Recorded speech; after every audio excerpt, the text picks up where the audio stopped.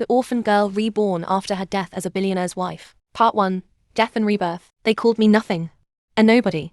A girl born with no family name. No bloodline worth mentioning. No inheritance waiting in some dusty vault. I was just another child in the orphanage, lost in the crowd of forgotten faces.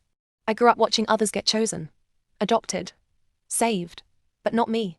I was too quiet. Too stubborn. Too scarred. Families wanted children who smiled easily, who laughed sweetly, who looked like fresh canvases. I was already painted with the bruises of life.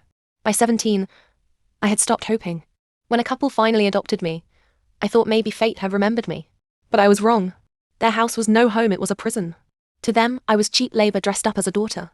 I cooked. I cleaned. I endured insults whispered at dinner tables and punishments that came without reason. I dreamed of escape. And one night, I found the courage to run.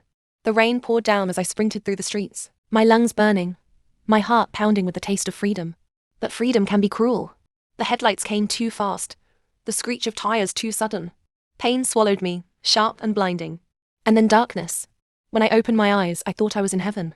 The bed beneath me was soft as clouds, the sheets silk against my skin. The room glowed with golden chandeliers, walls draped in velvet. I sat up in shock, and then froze. Because a man was sitting beside me. Not just any man. I knew his face. Everyone did. He was Alexander Knight, the billionaire whose name opened doors, whose wealth shook the stock markets, whose smile graced magazine covers. And he was looking at me like I was his entire world. "My love," he whispered, brushing a strand of hair from my face. "You're awake." I didn't understand. My reflection in the mirror was different.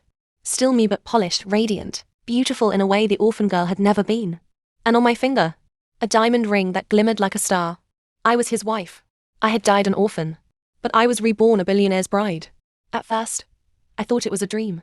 But the days passed and the reality of it all pressed in. I lived in mansions, wore gowns worth more than the orphanage I grew up in, dined on meals I couldn't even pronounce. And yet, even in this life of luxury, the shadows of my past clung to me. I was no longer the forgotten girl, but I wasn't sure who I had become either.